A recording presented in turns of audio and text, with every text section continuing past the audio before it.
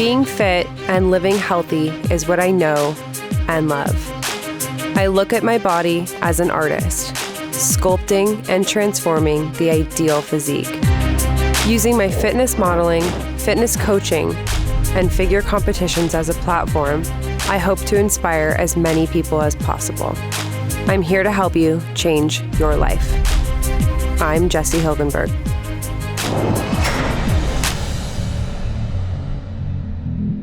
Changing your body and your life is not just about coming to the gym and lifting weights. In order to succeed, you have to set major goals for yourself and see them all the way through to the end. In my experience, one of the best ways to do that is to set smaller, more achievable goals along the way.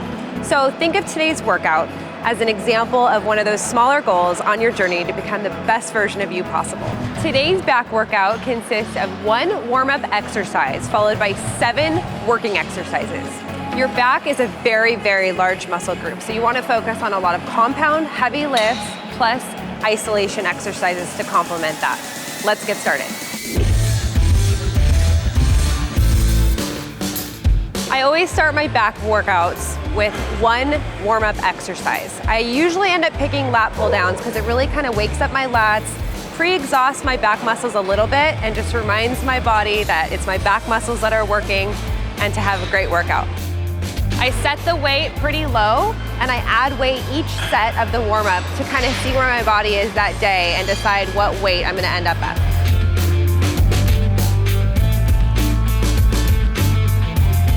Okay, so that felt pretty good. It was a moderate weight for me. I'm gonna add some more weight and do my second set of 10. I don't rest a lot during the warm-up because my weight is actually a little bit light for me. So as soon as I start my working sets, that's when I'll get into a little bit more rest, stretching in between sets. But right now I'm just kind of waking up the body and figuring out what weight I'm gonna use for the day. 90 pounds felt pretty good during that second warm-up set. So I'm gonna keep the weight right where it's at and finish my third set of 10, and then we'll get going.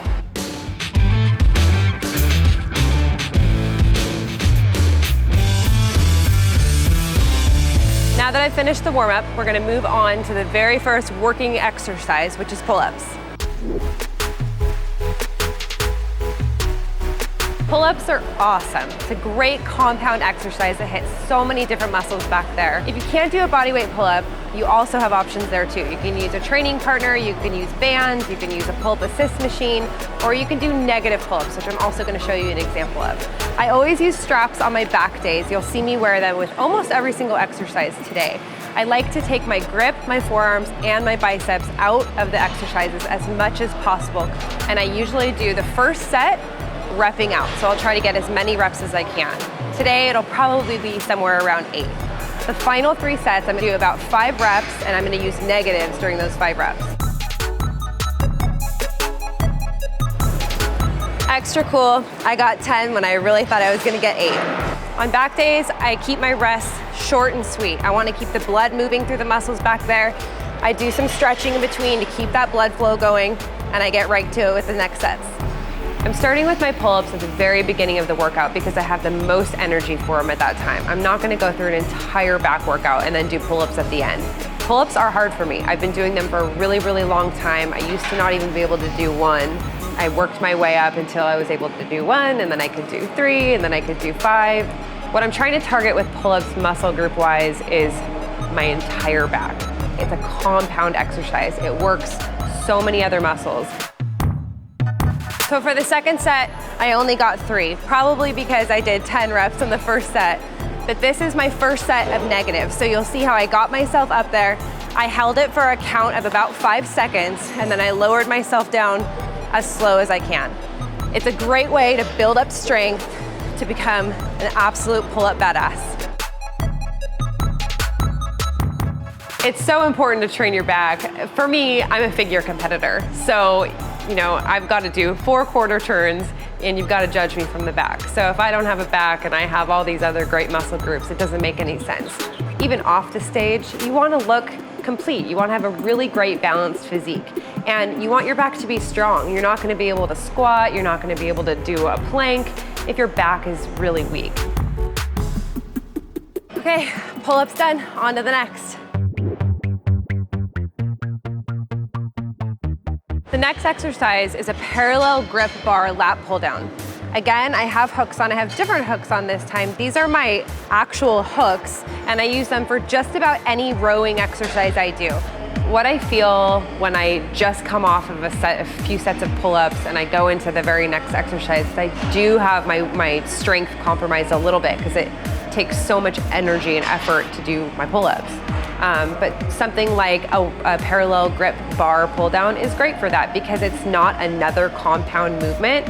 It's really kind of isolating my lats, so I get to kind of use a different muscle group, a different angle on them, and I'm not doing another exercise back to back with those pull-ups that recruits all of those muscle groups. I'm gonna keep my rest periods nice and short, about 30 seconds, and I grab onto anything I can find to stretch out those back muscles in between sets. My elbows are far out to the sides using a parallel grip bar. I pull it down. I really get to squeeze those lower lats.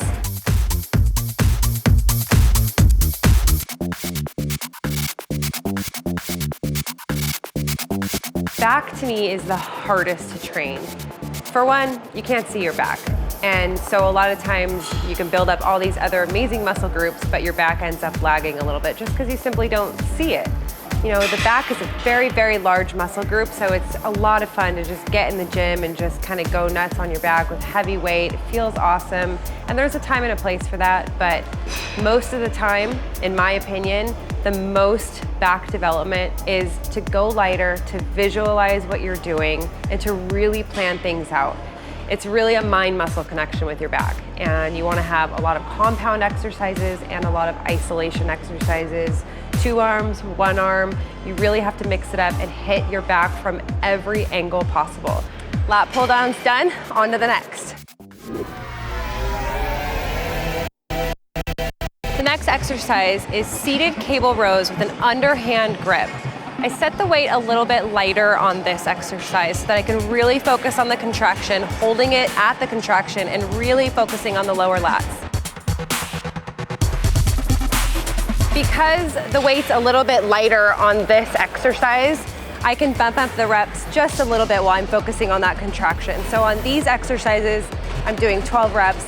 All the others, I stick to that 8 to 10 range. Workout intensity does have different meanings for me. Trust me, I do go into the gym on a leg workout and I'm not really a grunter or a screamer or anything, but I definitely can have some pretty intense workouts.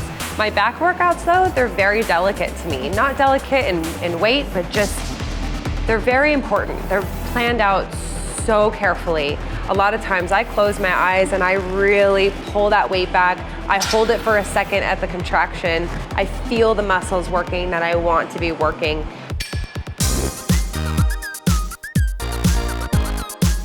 The next exercise is single arm dumbbell rows. I like to mix in some single arm exercises in with the rest of my back workout just to keep things interesting and to keep different muscles working. I'm gonna do these today off of the back of a bench. I like doing them off of the rack, but a lot of times if the gym is busy, I can get in the way. And so what you wanna focus on with these is make sure your core stays tight because you don't really have any support except for your hand on the bench. The weight is moderate. I'm gonna keep the dumbbell low so I focus on my lower lats. And another thing I wanna point out is bring the elbow as far back behind you as you can to kind of tie in those mid traps. The main goal of this workout is to really focus on that mind-muscle connection that you have with your back muscles. I really want you to work on visualizing every single exercise, and I really want you to focus on the details with this. As I mentioned before, it's really easy to grab a heavy barbell and just bust out some rows, but do yourself a favor, challenge yourself, and it's hard to lower the pin. It's hard to grab a lighter weight, but your body will thank you and your back muscles will thank you.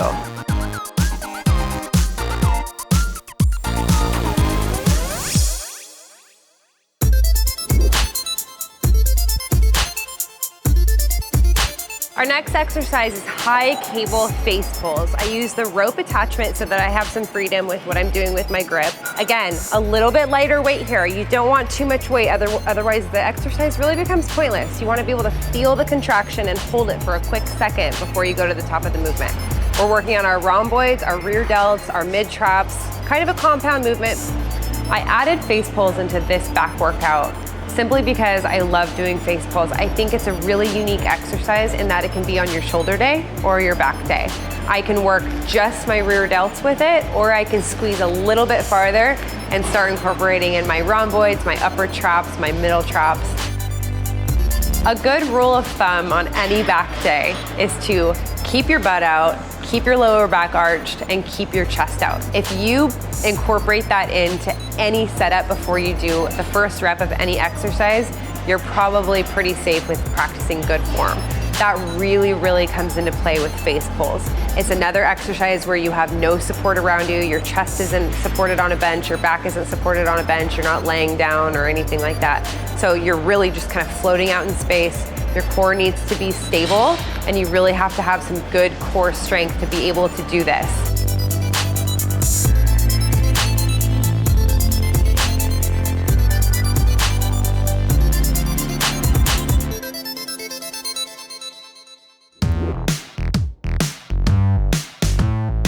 I come back to seated cable rows twice in this workout. The first time with an underhand grip so I could focus on the lower lats.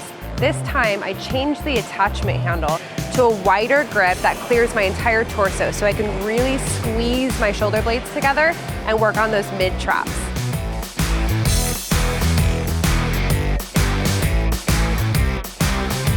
Lower the weight down. You're gonna bring your biceps into it if you add too much weight.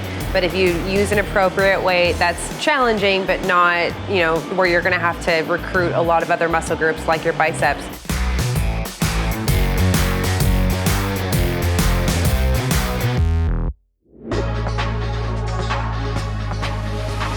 The final exercise in today's back workout is incline bench high cable pullovers. It's kind of a finisher exercise for me. The weight is somewhat light, and I'm really focusing on just hitting those lats one last final time to kind of burn them out before the workout's complete. What I'm targeting with incline bench, high cable, lat pullovers is my lats. So it's kind of a finisher. I start that way with my lats at the warm-up set, and I actually finish that way too. I choose to do the one where I'm in the incline bench and I pull all the way over because I get a huge stretch on my lats, and then I get to isolate them as I pull the weight down, pull the bar down.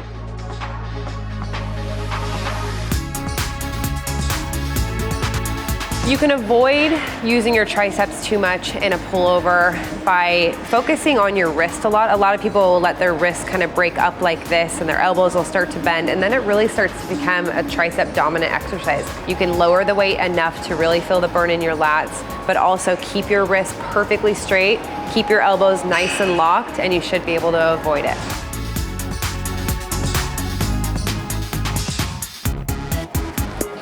And that's it. Exercise is done, workout's complete, back feels awesome. Now it's time to go rest and eat and grow.